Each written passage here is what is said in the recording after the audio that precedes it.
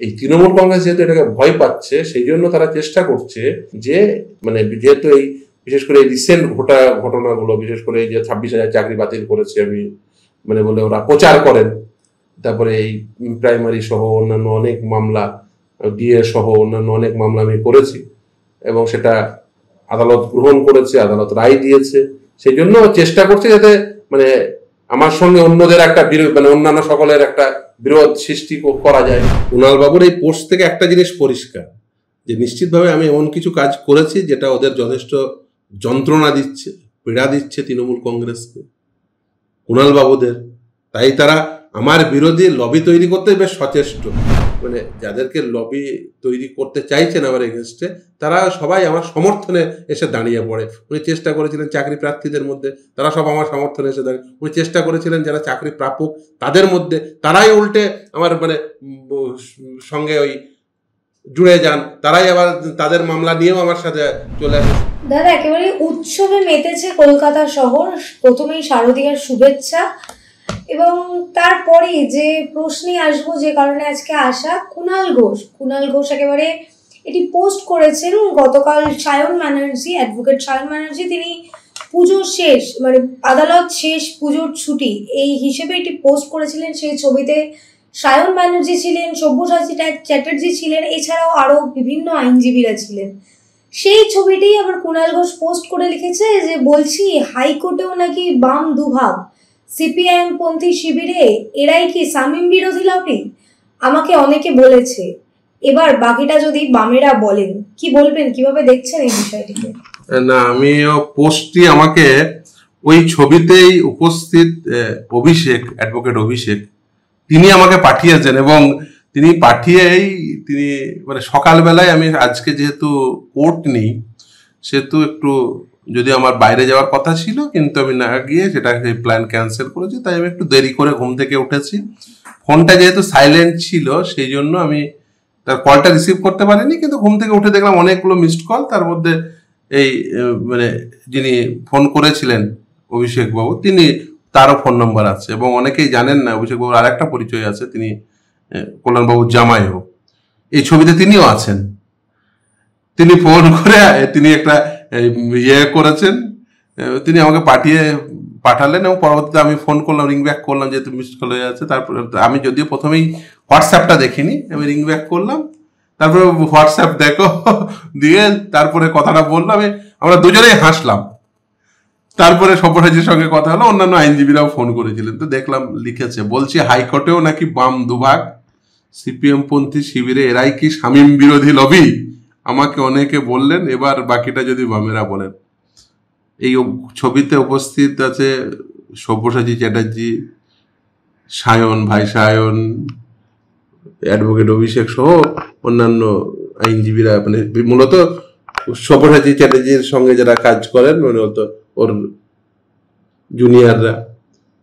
জানেই না যে সব্যসাচী চ্যাটার্জির সঙ্গে বা অন্যান্য আইনজীবীদের সঙ্গে আমার সম্পর্ক কেউ, শুধু তাই নয়, সব্যসাচী চ্যাটার্জির সঙ্গে আমার মানে বন্ধুত্বের বরঞ্চ অনেক উপাখ্যান রয়েছে। সব্যসাচী শামীমের বন্ধুত্ব, এর অনেক উপাখ্যান রয়েছে। শুধু তাই না, আমাদের বন্ধুত্বের অনেক রকম গল্পও রয়েছে এবং হাইকোর্ট লোক আপনারাও জানেন অনেকে। ফলে আমাদের বন্ধুত্বের রেদার অনেক গল্প রয়েছে এবং এই বন্ধুত্ব শুধুমাত্র পেশাগত নয়, পেশাগত এবং রাজনৈতিক উভয় মিলিয়েই। আর এই যে পেশাগত জীবনে, মানে আমাদের তো দুরকম জীবন রয়েছে, একটা পেশাগত জীবন, একটা সামাজিক জীবন। তো পেশাগত জীবনে যে বন্ধুত্ব, মানে হয়তো কোনো মামলা ইভেন আদার সাইড দাঁড়ালো সব আইনজীবীদের সঙ্গেই, আমি বলছি না যে শুধুমাত্র মানে কোনো কয়েকজন আইনজীবী বা অন্যান্য আইনজীবী, যে কোনো আইনজীবীর সঙ্গে দাঁড়ালে আমাদের ওই যে মামলায় যা হলো ওখানেই শেষ। তারপরে বাইরে বেরিয়ে এসে যে সম্পর্ক, they have no idea. Even যাদের আপনারা মনে করেন যে এদের সঙ্গে অত্যন্ত মানে একেবারে বিরাট শত্রুতাপূর্ণ সম্পর্ক, একদমই না। আমাদের নিশ্চিতভাবে মামলার গত যে অবস্থান, সেটি আমাদের একটা নির্দিষ্ট অবস্থান রয়েছে, কিন্তু মামলার বাইরে আমাদের সকলের সঙ্গে বন্ধুত্বপূর্ণ সম্পর্ক এবং বন্ধুত্ব এতটাই প্রকার। বিশেষ করে এই যেখানে বলা যায় সব্যসাচী সায়ন তো ফোন করে মানে সায়ন, সব্যসাচী সকলের সঙ্গে কথা হয়েছে ফোনে। রেদার ওরা জানেই না যে আমাদের এই ধরুন এই বন্ধুত্বের যে উপাখ্যান সেটা অনেক বেশি, মানে এই হাইকোর্ট চত্বরে সেটা অনেক বেশি চর্চার বিষয়, যে আমাদের এই পেশাগত জীবনের বাইরেও যে ব্যক্তিগত জীবনের যে বন্ধুত্ব এবং সেই সমাজ জীবনের যে বন্ধুত্ব। আমার মনে আছে, ওইভাবে জিজ্ঞাসাও করে নিতে পারে, আমার মনে পড়ে যাচ্ছে ছবিটা দেখলাম যেহেতু এখন ছুটির সময়।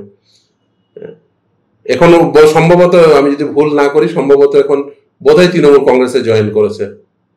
হলদিয়ার বিধায়ক ছিল, প্রাক্তন বিধায়ক তাপসীদি। তো তাপসীদির ওখানে একটা ঘটনা ঘটেছিল। তো আমি, সব্যসাচী চ্যাটার্জি, আরো ওই চঞ্চল চক্রবর্তী, অপু ঘোষ বলে একজন ভদ্রলোক, সেফ ডেমোক্রেসির আরো কয়েকজন, সব আমরা ওখানে ওই অ্যাসিড ভিকটিম, মানে একজন মহিলাদের উপরে অত্যাচার করছিল, যা করে তৃণমূল কংগ্রেস। সেই সময় সিপিএম এর বিধায়িকা ছিলেন এই তাপসীদি, তিনি বিধায়ক, ফলে তার ওখানে এই অত্যাচার ঘটেছে, আমরা সব একসঙ্গে যাচ্ছি। তো আমার মনে পড়ে যাচ্ছে সেই ছোট্ট গাড়ি, একটা ছোট্ট সুইফট ডিজায়ার গাড়ি। তো পিছনে আমরা, মানে আমার সব্যসাচীর বেশ বড় সড়ো চেহারা, তার সঙ্গে অপু ঘোষ ছিল, তারও বেশ বড় সড়ো চেহারা, আর তার সঙ্গে অধ্যাপক চঞ্চল চক্রবর্তী। তো আমরা ওই ছোট্ট গাড়িটার মধ্যে আমরা 5-6 জন যাচ্ছি। তো আমরা পিছনে, ওই পিছনের সিটটাতে অ্যাকচুয়ালি 3 জনের বেশি তো হওয়ার কথা নয়, তারপর আমাদের মতো এরকম চেহারা। তো সেই জন্য কিন্তু আমরা পিছনে 4 জন বসে যাচ্ছি, মানে গেছি। তাপসীদিও জানে, ও তো জিজ্ঞাসা করলে বলে দেবে। তো আমাদের মধ্যে এই কথাই মানে প্রচলিত, যদি হয় সুজন তেঁতুল পাতায় নজন। তো আমাদের বন্ধুত্ব এতটাই প্রগাঢ়, শুধু এখানে না, বিভিন্ন জায়গায়, সে বোলপুরে যাওয়া থেকে শুরু করে সে আরামবাগে যাওয়া, বিভিন্ন জায়গায় একসঙ্গে যাওয়া, একসঙ্গে বিভিন্ন মামলা করা। দেখুন, এবং শুধু তাই না, মানে ও জানেই না আমাদের মধ্যে এতটাই বন্ধুত্ব।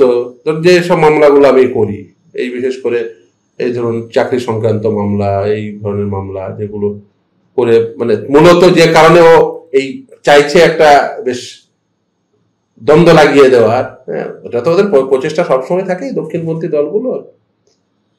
রেদার এই ধরনের মামলা এলে সব্যসাচী চ্যাটার্জি উল্টে ফোন করে, স্বামী ওরা দেখে নিচ্ছি তো ভাই, হয়তো হাওড়ায় কোনো ঘটনা ঘটেছে, এই তুমি এটা দেখে নিও তো,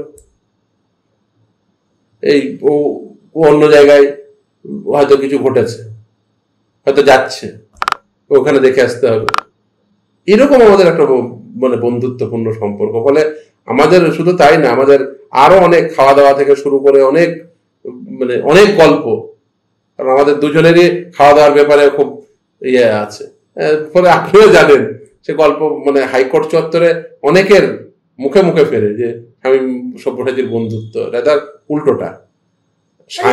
শুধু তাই না, সায়ন, সে তো আমার ছোট ভাইয়ের মতো, অনেক পরে এসছে পয়সায়, এবং খুব ভালো ছিল। সে তো রেদার, মানে সেই প্রথম আমার নাম দিয়েছিল, মানে হাইকোর্ট চত্বরে বঙ্গবন্ধু। গোটা পশ্চিমবঙ্গ থেকে মানুষ বন্ধুত্বের খোঁজে সেই প্রথম নাম দিয়েছিল বঙ্গবন্ধু, জিজ্ঞাসা করুন সায়নকে। তো এই ফলে এই যে আমাদের মানে বন্ধুত্ব বলেন, পেশাগত বন্ধুত্ব, এবারে ওই ছবিতে বললাম তো অভিষেক আছে, তিনি সম্পর্কে মানে কল্যাণবাবুর জামাই, অনেকেই জানেন না হয়তো।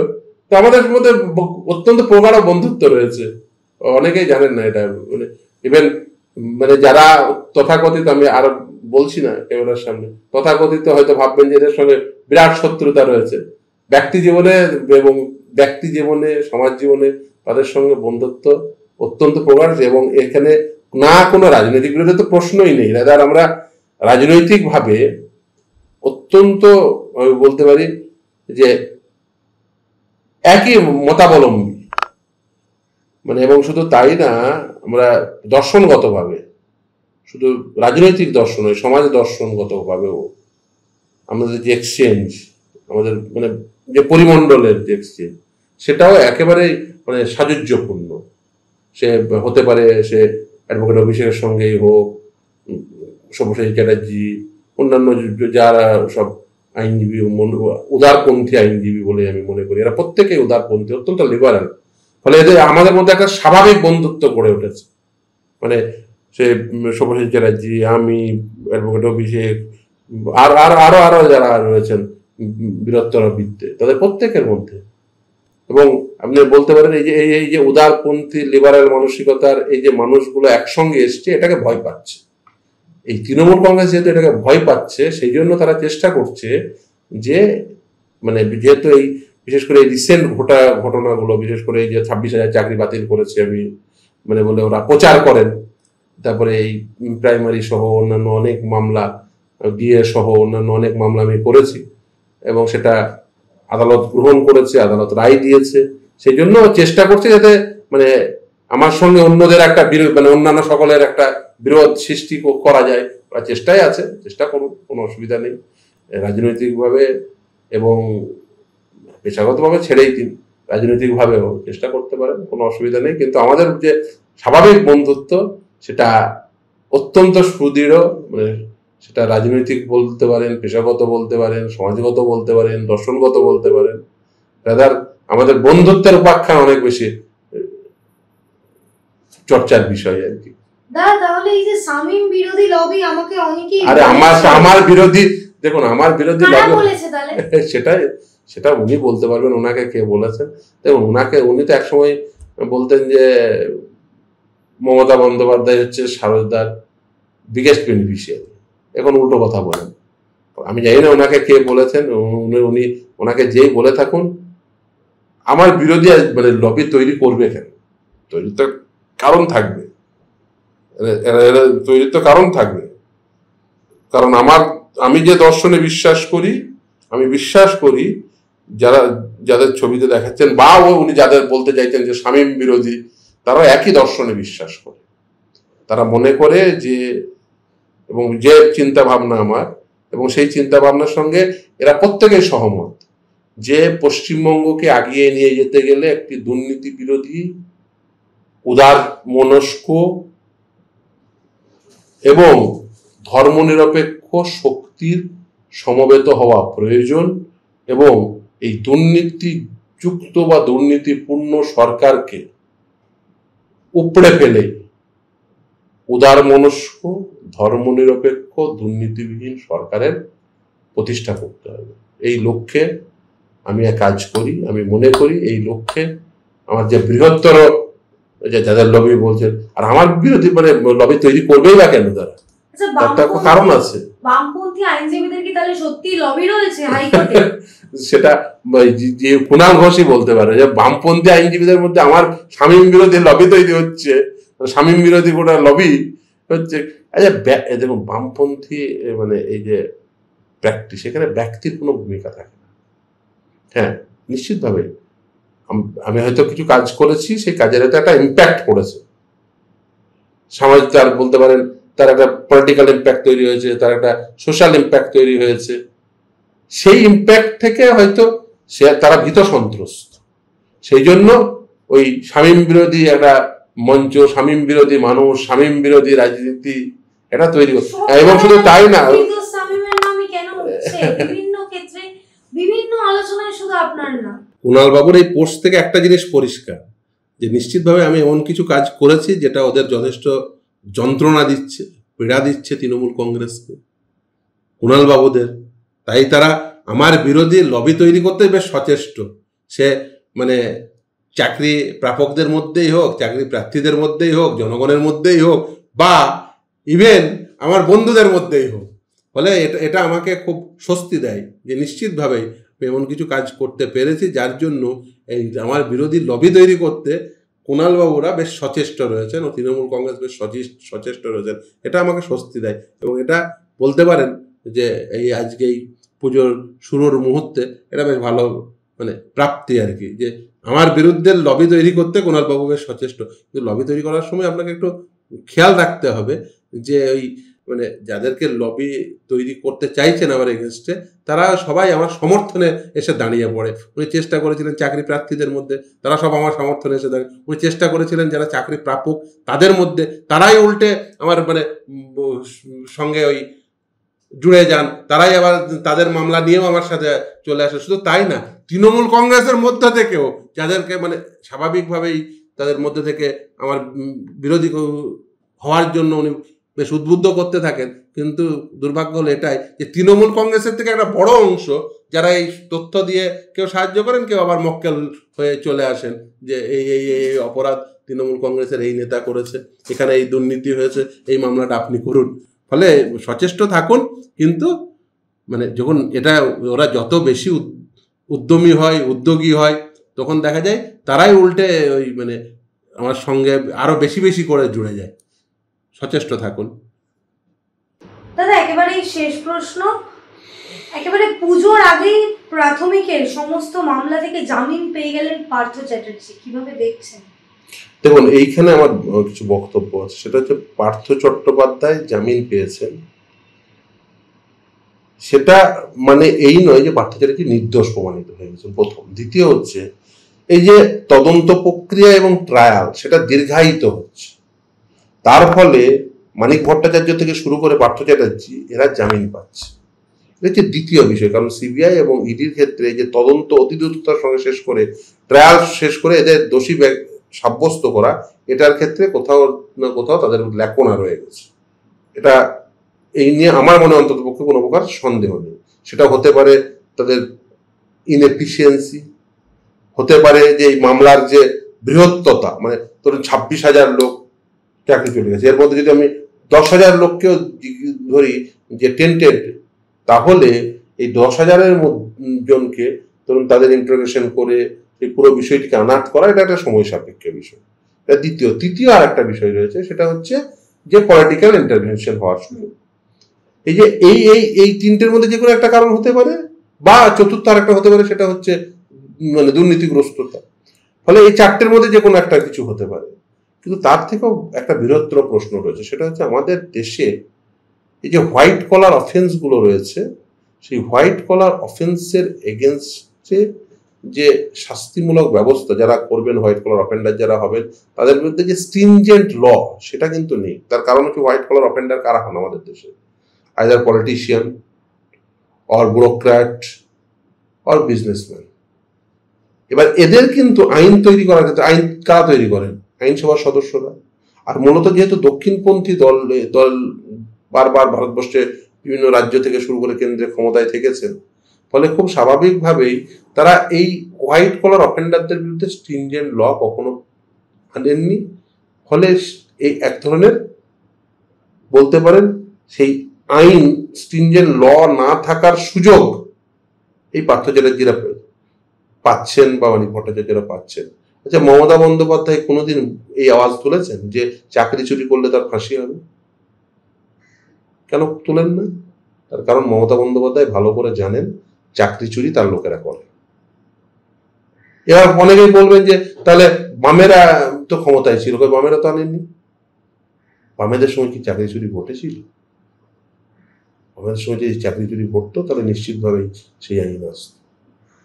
কিন্তু যখন চাকরি চুরি ঘটছে, ওই মমতা ব্যানার্জি বলতে পারছেন না যে চাকরি চুরি যে করবে তার ফাঁসি হবে? এই আইন আমি দাবি করছি, এই আইন নিয়ে আসছি, অসুবিধা নেই, আনতে পারেন আপনি যে স্টেটের চাকরি যে চুরি করবে তার সর্বনিম্ন 20 বছরের শাস্তি পাবে, এবং এই যে পুরো ট্রায়াল পর্ব চলবে কাস্টডিতে। হ্যাঁ, আসল গল্পটা হচ্ছে এখানে। আপনি বলছেন যে মেয়েদের উপর অত্যাচার হলে আমরা একটা আইন এনেছি, যদিও ওই আইন ওই স্পেস অলরেডি অকুপাইড হয়ে আছে, সেই আইনে চর্চার বিষয়। কিন্তু একবারের জন্য তো মমতা বন্দ্যোপাধ্যায় বলছেন না যে আমরা স্ট্রিনজেন্ট ল চাইছি, যে চাকরি চুরি হলেই তার ফাঁসি হবে। ওই বলছেন না তো। তার কারণ এরা ভালো করে জানেন যে চাকরি চুরি করা, এই যে ধরুন ইলেকট্রাল বন্ডের নামে কয়েকশো কোটি টাকা নিয়ে নেওয়া, মানে বিজনেসম্যানদের কাছ থেকে তোলা আদায় করা, এই সমস্ত অফেন্স যারা করবে তাদের সব ফাঁসি হবে। মমতা ব্যানার্জি এই আইন নিয়ে আসুক, আমি বলছি এই আইন আসা উচিত। ফিরদৌস শামীম বলছে যে চাকরি চুরি করলে যে চাকরি চুরির সঙ্গে যুক্ত থাকবে তার ফাঁসি হওয়া উচিত, এই আইন থাকা উচিত। এবং শুধু তাই না, দৃষ্টান্তমূলক শাস্তি, সে ফাঁসি ওই এর জেলখানার ভিতরে না, একদম পাড়ার মোড়ে হওয়া উচিত। তদন্তে কি কোনো খামতি রয়েছে যে একের পর এক? অবশ্যই খামতি রয়েছে, অবশ্যই খামতি রয়েছে। কারণ দেখুন, কলকাতা হাইকোর্ট কি নির্দেশ দিয়েছিল যে টেন্টেড ক্যান্ডিডেটদের প্রয়োজনে কাস্টডিতে নিয়ে তদন্ত করতে হবে। কজন টেন্টেড ক্যান্ডিডেটকে কাস্টডিতে নিয়ে তদন্ত করেছেন? একজন ক্যান্ডিডেটকে আমি বলছি 5 জন টেন্টেড ক্যান্ডিডেট বাছুন, তাদেরকে নিয়ে আসুন। এতে তাদের মধ্যে অনেকে তো আবার আপনাদের মিডিয়াতেও দেখি বাইট দিয়ে বেড়ায়, ধরে ধরে জেলে নিয়ে যান, দিয়ে মানে ওই লাইটটা একবার অফ করে কি করতে হয় ভালো করে জানেন, দিয়ে জিজ্ঞাসা করুন কাকে পয়সা দিয়েছে। তারা তো কাউকে টাকা দেয়নি। ওই দুবার ট্রিটমেন্ট পেয়ে গেলে সব বলে দেবে, লাইট বন্ধ করে ট্রিটমেন্ট পেয়ে গেলে সব বলে দেবে, লাইট বন্ধ করে ট্রিটমেন্ট পেয়ে গেলে সব বলে দেবে। ও জানে, সিবিআইডির অফিসাররা, আমি ওদের অনেককেই চিনি এবং খুব ভালো করে জানি তারা কি করে কথা বের করতে হয়, খুব ভালো করে জানে। আমি অনেক অফিসার ফেস টাইমে কথা বলে, অনেক অফিসার হোয়াটসঅ্যাপ কল করে কথা বলে, আমি জানি তারা মানে তাদের দক্ষতা কি পরিমাণ রয়েছে। ফলে খুব পরিষ্কার যে সিবিআই, ইডি থেকে শুরু করে রাজ্য পুলিশ প্রতিটি ক্ষেত্রে দক্ষ অফিসার রয়েছে। ফলে সেই দক্ষ অফিসাররা জানেন যে কি করে এই তদন্ত করতে হয়। 5 জনকে ধরে আপনি তদন্ত করুন, যে তাদের থেকে আনাত করুন যে সে কোন ছোট নেতাকে টাকা দিয়েছে, সেই ছোট নেতাকে ধরে যে একই ট্রিটমেন্ট দিন, দেখুন সে বলে দেবে কোন বড় নেতাকে সে টাকা দিয়েছে। সেই বড় নেতাকে ধরে একই ট্রিটমেন্ট দিন, সে বলে দেবে কোন মন্ত্রীকে টাকা দিয়েছে। সেই মন্ত্রীকে ধরে ওই রকম ভালোবাসা দিন, সে আবার বলে দেবে যে কোন মহামন্ত্রী কোন 14 তলাকে টাকা দিয়েছে। সেই 14 তলাকে দিয়ে ওই ট্রিটমেন্ট দিন, সেই 14 তলা বলে দেবে কোথায় হোটেল কিনেছে, কোথায় ব্যাংককে আছে না সিঙ্গাপুরে আছে না দুবাইয়ে আছে নাকি কালীঘাটে আছে নাকি উড়িষ্যায় পুরীতে হোটেল কেনা আছে, সব বলে দেবে। প্রাইমারির 32,000 যেখানে এগুলো কি হবে সেটা জানা যাচ্ছে না, তার মধ্যে প্রাথমিকের সমস্ত মামলায় জামিন পেয়ে গেলেন পার্থ চ্যাটার্জি। দেখুন, প্রাথমিকের যে চার্জশিট আপনাকে যদি আমি দেখাই, ছত্রে যা আছে, আমি মনে করি এই তদন্ত যদি শেষ করে, যদি ট্রায়াল শেষ করা যায়, অনেকেই দোষী সাব্যস্ত হবে।